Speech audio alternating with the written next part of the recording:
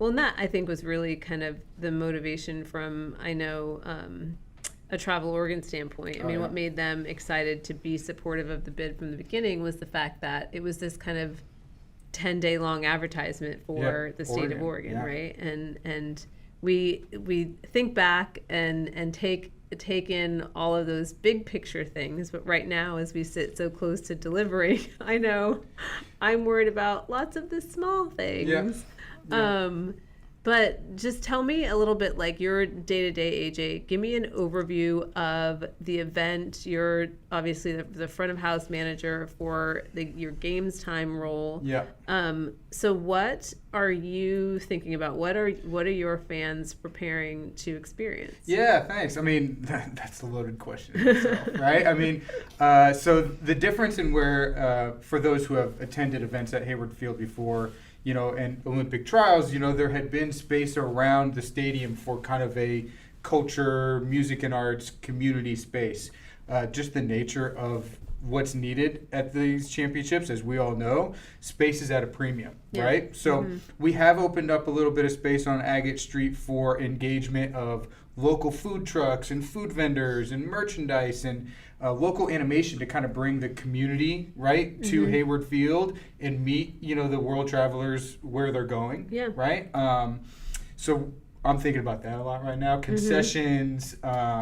We just had a great conversation today about event presentation. There's a brand new video board. My gosh, the size of that thing is incredible. I mean, that rivals some American football stadiums. Yes, definitely. Definitely bigger than any video screen I've been a part of in the past. And that thing is amazing. And the technology nowadays is just mind-blowing what they can do on that. So trying to find ways to really make it an unmissable event. I mean, we all know from sitting in Hayward Field, for those traveling, you're going to sit in a seat closer to the athletes than you've ever sat before, right? So that part is done, right? The rest of it, the experience, we're really trying to curate their journey from when they wake up and how they get to the venue and get fed, get watered, enjoy the experience around the events on the field of play. And I also just have to do a huge shout out to, Travel Lane County, Travel Oregon, all of our, city activation stakeholders, because we weren't able to create the type of community and culture and arts experience that one might anticipate right outside of the gates of Hayward Field. It's happening throughout the city. The Riverfront Festival, all the concert venues are opening up. All the restaurants are going to be open and available for the people coming into town.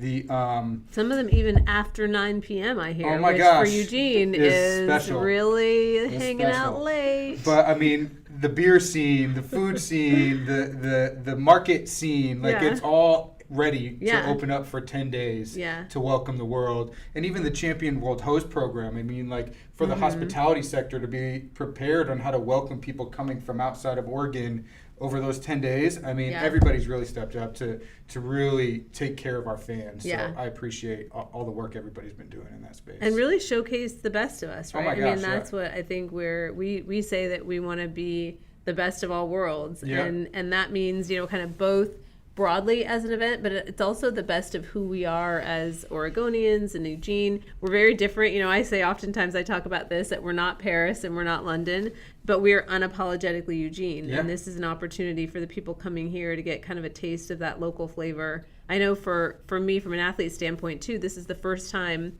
that World Championships athletes have ever been hosted in an athlete village, kind of an Olympic style athlete village, AKA the residence halls. So they're gonna love that. They're gonna love it. They are gonna love it. We're gonna stay below 80 degrees. It's gonna be a once in a lifetime situation that I'm slightly nervous about.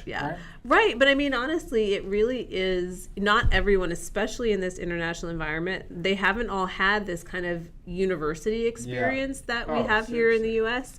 And so the chance, I think, between the fact that not a lot of people have had this kind of campus sport experience, but also that their last few championships have been severely impacted by COVID, right? So coming off of the Beijing Games, where everything was limited and restricted, and there were those, plexiglass barriers between everyone, to having it canceled, previously. And then even Doha was just so hot that it was a different, in October. So it was all very different. And we're coming out of this pandemic and I think all celebrating the fact that we get to be together again.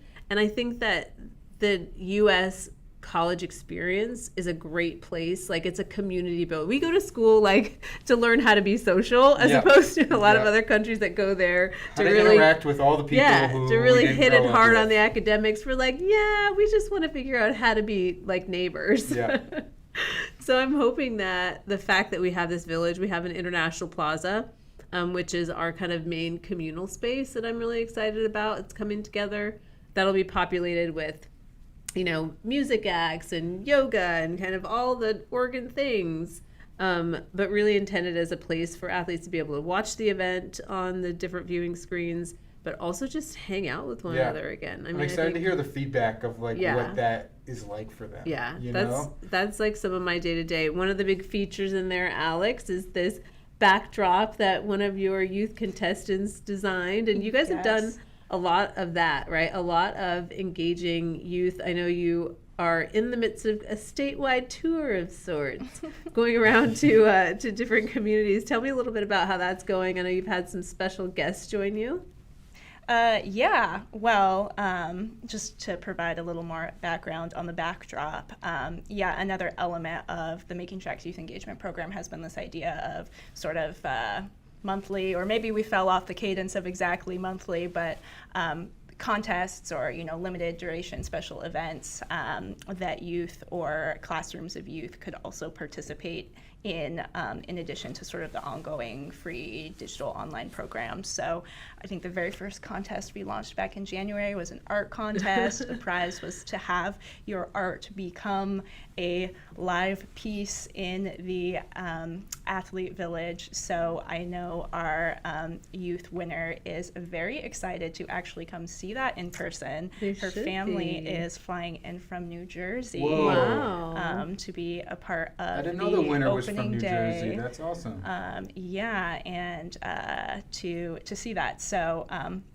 fun to kind of have those little stories within within the full story of what this event meant to an individual kid or family. It's going to be something this young artist hopefully remembers forever and inspires her path moving forward, I would hope. Another thing that I'm excited to see hopefully in the Athlete Village and throughout the venue are memories from the Worldwide Welcome Youth Relay as well.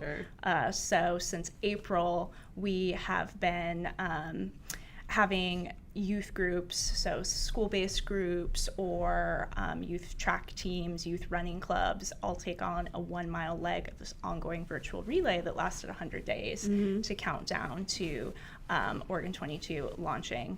But the really fun part of it is each of these groups was randomly paired with one of the 212-ish nations coming to compete in the championships, and their job was to welcome that nation, to dedicate their mile run to that nation, and then to send back content of what welcoming that nation Did you get a lot back? So we have hundreds of adorable, inspiring, hilarious videos of teams sending little 10-second welcome messages to these international teams. A lot of kids learned a greeting in another language. Some people planned acrobatic somersault videos, cartwheels, all the tricks, all the stops. So I really hope that some of those tiny moments do get seen and noticed and appreciated by athletes from those countries, and again create that lasting memory of Oregon and the U.S. really put their best foot forward and trying to show us what they're all about and make us feel welcome.